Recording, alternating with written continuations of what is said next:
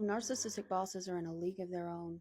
The worst narcissistic leader I've ever seen was the CEO of a small company I worked for. And I was upset with myself that I didn't recognize it because I had been in therapy for years for narcissism within my family, and I still got fooled. So here's what I learned from that. So love bombing isn't just for romantic relationships, it's also for professional ones. If it seems too good to be true, it probably is. Narcissists are very charming. They shower you with attention, and yes, they overshare.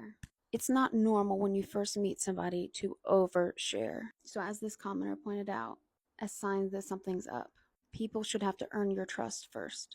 But a leader this high level, like a CEO, even for a small company, she was way too involved in the day-to-day of things. Somebody spending an excessive amount of time with a new employee and showering them with praise all the time, that's weird. That's love bombing, but professionally. Of course, a leader should be attentive and onboard somebody and not just not train them and throw them to the wolves like it's become the norm. But if they're getting way too personal, oversharing, showering with praise, and then all of a sudden they drop it back, something's up. Everybody I met at the company would start the conversation with how they met this person, the CEO and founder of the company. It was weird. I think I was one of the first people to be hired who wasn't one of her personal friends.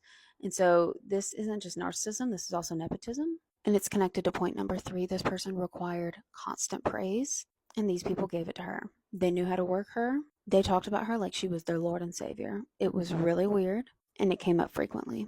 And this person especially loved people who were problematic and incompetent. And I think it's because she was so insecure that they didn't threaten her. And them causing drama with other people, being really abusive or just idiotic, she would defend them. And I think she liked being able to swoop in and try to save it, though she always made it worse because she didn't have people skills either, not besides being charming. She liked having everyone need to run to her for a problem that could not be solved because of these other people. She could never be wrong. I knew somebody else working with a different client on a different team who had a Ph.D., who their client wanted an analysis and a report, and she understood that the client wanted a pretty close to an academic style report, so she drafted one. And the CEO, who again, this was a weird level for the CEO to be involved at on a specific project, was like, no, that's not right. She really hated academics. She kept hiring us because she needed it for the project she was getting, but she hated it. And I think, again, because we could do things she couldn't do.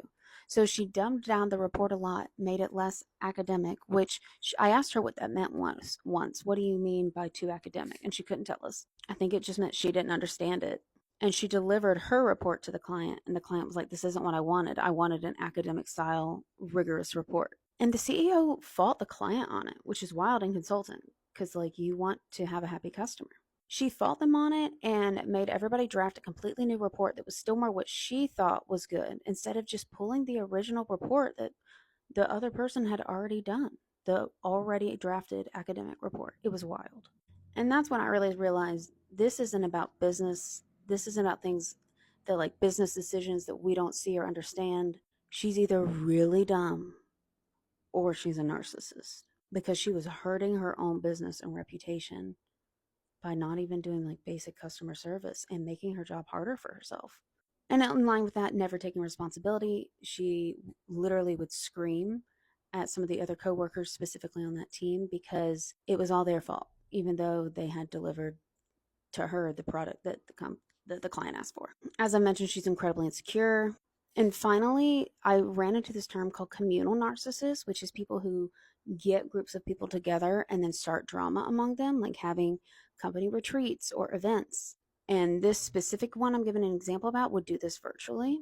We all knew we couldn't put something on her calendar without her calling every single person who would be in the meeting to try to get the scoop beforehand, even if it was a simple meeting. She would stir up drama at meetings. She had this like paranoia that any type of meeting that people put on her calendar, that she had to talk to everybody else first to make sure what she knew everything before being there, which is a really strange level of involvement for an executive. I have no idea how she had that much time. So yeah, that's what I learned. And if you see any of those signs, the best way to deal with a narcissist is to not play. Stay as far away from them as you can. They cannot be reasoned with.